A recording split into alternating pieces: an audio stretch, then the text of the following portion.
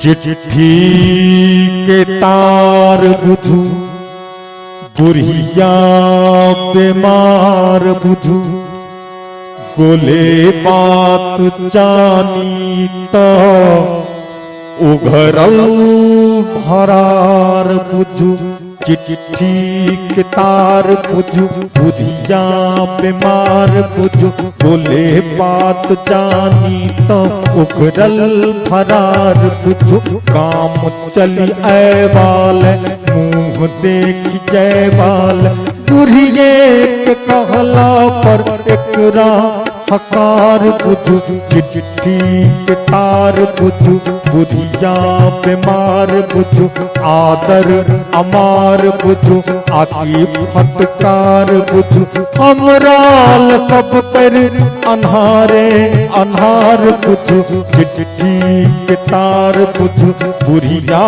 बीमार।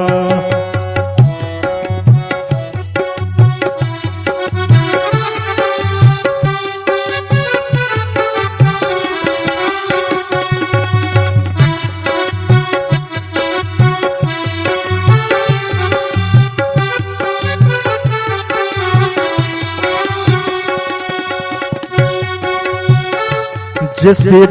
है बचल लद से हो बिकै माटी हब कब त नहीं लोक अन्ने तखैत माटी हब कब त नहीं लोक अन्ने तखैत तो जन्म दिलन माई की से हो कनी बूझू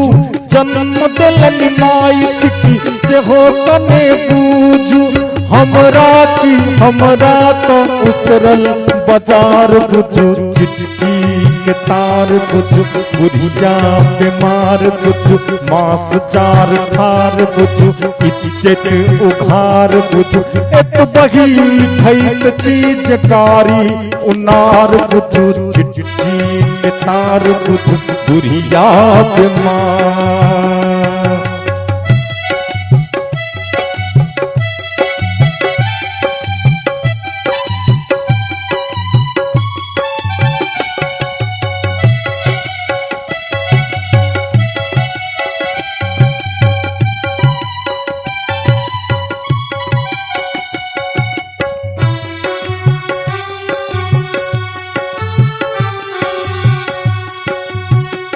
बरद एकेटा छल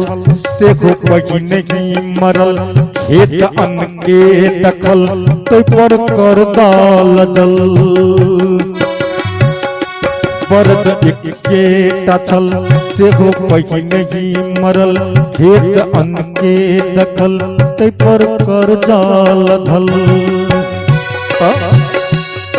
जह तह आब जह तह कही जाय जह तह आब जह तह कही जाय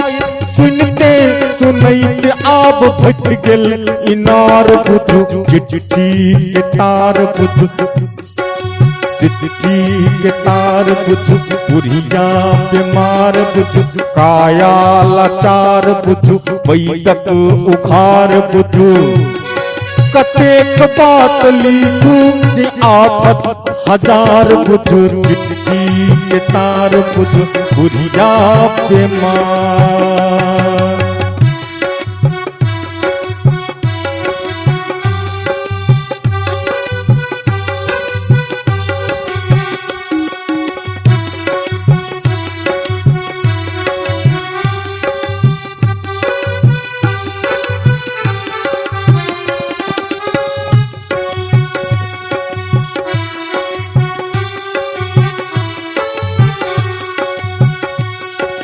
कन्या के कहबन